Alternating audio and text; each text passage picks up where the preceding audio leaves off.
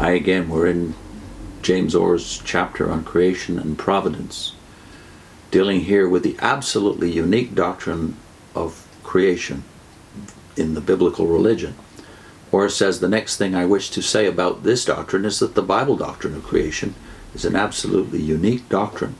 It is a doctrine which belongs to the religion of the Bible and to no other religion in the world. It is important to bring out this uniqueness of the doctrines of the Bible. I do not think it is commonly brought out with half the emphasis it ought to be. If it were brought out more, there would be far less difficulty and trouble in many people's minds, for they would see in every one of these doctrines the signature of God Himself, a uniqueness that points to a divine origin. This is true of the doctrine of creation as well as every other. You take up books on other religions and read a great deal in them about creation. You take up the old Babylonian epic of creation and you read there of Merodach, the creator. You find the word creator scattered over the Babylonian hymns. But in these it means something very different from what it does in the Bible story. In the Babylonian epic, the poem begins, in fact, with an account of the origin of the gods, or of the oldest of them, from the chaotic deep. You see, you are in a totally different region from what you are in the Bible.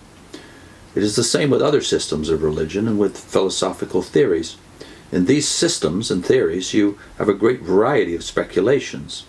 The world is viewed either as eternal, which is the atheistic view, or is made out of an eternally pre-existing matter, which God works up into form, which is the Platonic view.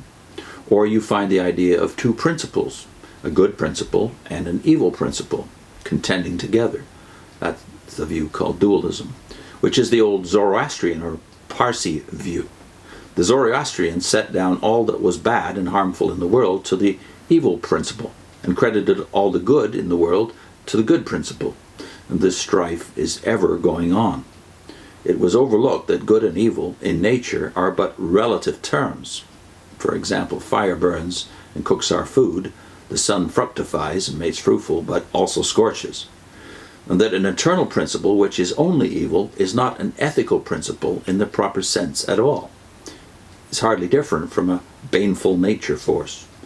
Then again, there are the many forms of theory already spoken of, that is pantheism, in which there is a confounding of the world with God. The world is simply a manifestation of God. God is the world soul in this view, or the world is regarded as proceeding from God by a kind of evolutionary process or logical necessity, all things flowing from the nature of God, to use a figure of Spinoza's, with the same necessity as the properties of a triangle flow from the nature of the triangle. Over against all these doctrines and theories you find in the world about the origin of things, many of them having their recrudescence in our own day, stands in this grand simplicity the doctrine of the Bible. Many are the crude speculations that crop up from time to time in regard to nature and creation. One of the most marvelous in recent years is that which bears the name of Christian Science, though it is difficult for most people to see either Christianity or science in it. What one does discover in regard to the doctrine I am dealing with is that this world, which the Bible speaks of as the creation of God, is, on the new theory, an illusion. That is, Christian Science treats it as an illusion of our mortal mind, whatever precisely that may be. I think it is a very mortal mind indeed from which that idea came. It is very strange. It is not that human beings should happen to be all affected by this illusion alike, and that, as science shows, the world should have been there for long ages before there was any mortal mind to think of it.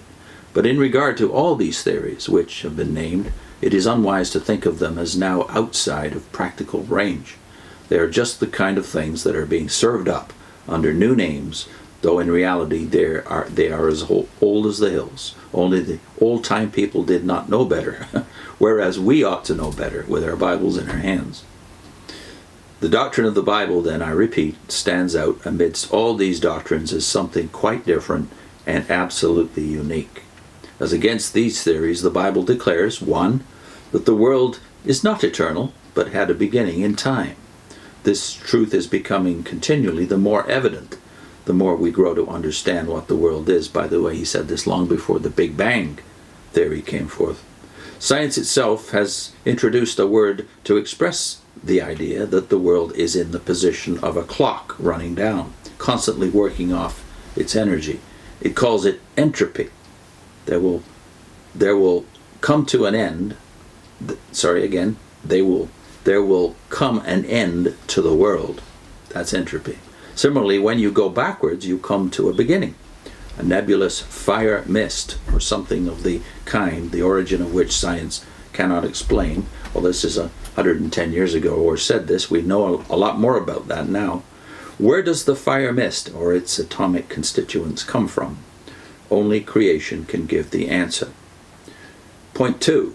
Then the world is distinct from God, not in the sense that the world is not from God, and that his presence and power are not everywhere manifested in it, that all the life and power in it are not derived from him, that is immanence, but in the sense that the world is still not God, but is the product of his free creative act, distinguished by God from himself in the very act of creating it.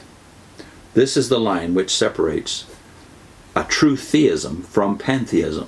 God is not simply the life, or soul, or inner law of the world, but has his own eternally complete life above the world and in independence of it, that is transcendent. That's the doctrine of transcendence. He is over all as well as through all and in all, according to Ephesians 4 verse 6.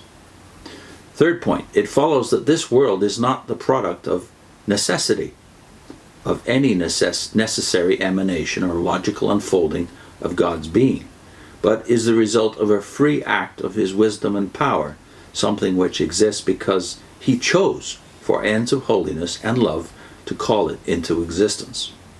It need not be added that the only power adequate to such a work is almighty power, omnipotence. And last of all, point 4, the doctrine teaches that the matter as well as the form of the world is the creation of God. There's nothing left outside of God's creative power. The first verse of Genesis gives the deepest philosophy of the whole subject. In the beginning, God created the heavens and the earth. This is what is meant when it is said that God made all things out of nothing.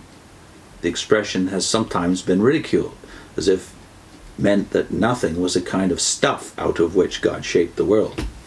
The youngest Sunday school child is not so foolish as to be unaware that that is not what the meaning intended. What the expression means is simply that God brought this world into being where there was no world before, where nothing before existed. As the writer to the Hebrews says, the worlds have been framed by the word of God, so that what is seen hath not been made out of things which appear. That's Hebrews 11 verse 3. We'll put a link on to Yahweh and the Gods of Canaan and a book about our video about Egyptian gods and the theology that was behind the pantheon of Egypt on your screen right now. Next time, Genesis and modern science.